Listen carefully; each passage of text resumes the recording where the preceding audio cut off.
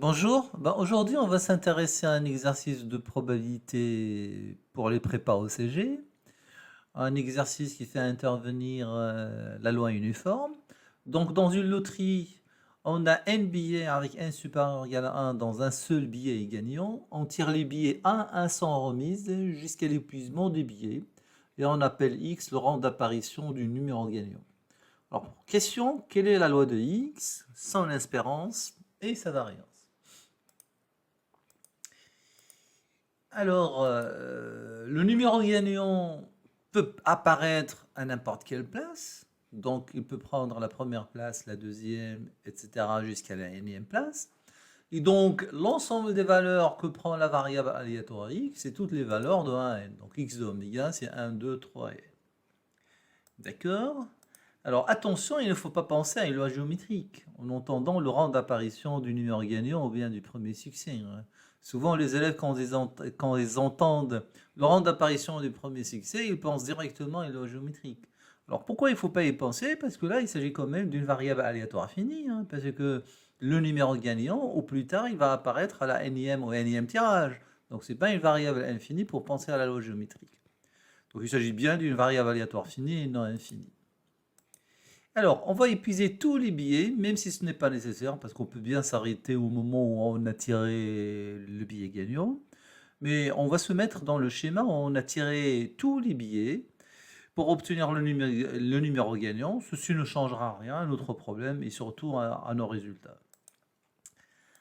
Alors, notons que tous les ordres possibles de ces n billets sont équiprobables. C'est-à-dire qu'il n'y a aucune raison pour qu'un tirage donne une probabilité beaucoup plus qu'un autre tirage. Donc on est dans un schéma d'équiprobabilité. Et quand on est dans un schéma d'équiprobabilité, et ben la probabilité d'un événement A, c'est le cardinal de A sur le cardinal de oméga, c'est le nombre de cas favorables sur le nombre de cas possibles. Donc on est bien dans ce schéma-là. Alors, je reprends quand même quelque chose de très important. Qu'est-ce qu'on entend par quelle est la loi de X? Alors, quelle est la loi de X? On revient en fait à donner deux choses. Alors, x de oméga, savoir l'ensemble des valeurs de la variable x, et là on l'a donné, c'est 1, 2 jusqu'à n. Et deuxièmement, à donner la probabilité de x égale à petit a pour a égale à chacune des valeurs de x de oméga. Donc ça, c'est exactement donner la loi de x. Quand x de oméga comporte un très peu de nombre d'éléments, on peut représenter ceci dans un tableau, mais ce n'est pas nécessaire. Donc, pour k dans x d'oméga, c'est-à-dire pour chaque valeur que prend la variable aléatoire x, on a p de x égale à k, c'est n-1 factoriel sur factoriel n. Pourquoi? Eh bien parce que le nombre de cas possibles est le nombre de façons d'ordonner les n billets, soit n factoriel, c'est-à-dire quand vous tirez n fois, d'accord, donc vous avez n billets et à chaque fois vous tirez 1, le nombre de façons d'ordonner les n billets, c'est le nombre de permutations d'un ensemble d'un élément, c'est n factoriel. Ça, pour le cardinal de oméga. Alors, pour le cardinal de A, le nombre de cas favorables, c'est n-1 factoriel. Pourquoi? Eh bien, parce que P de x égale à 15, c'est la probabilité que le billet gagnant est à la quatrième place. Alors, le billet gagnant étant à la quatrième place, il reste alors n-1 billets non gagnants qu'il faut placer dans les n-1 places. Et donc, leur nombre, c'est exactement le nombre de permutations d'un ensemble à n-1 éléments. Et donc, c'est n-1 factoriel. Voilà, donc car on prend la place K pour y mettre le billet gagnant et on ordonne les n-1 autres billets restants sur les n-1 places restantes.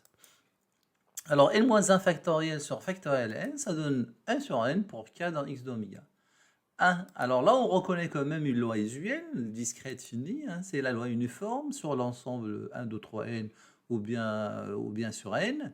Et on sait quand x suit une loi uniforme de paramètre n, alors l'espérance et la variance, pas la peine de les calculer, il faut les connaître par cœur.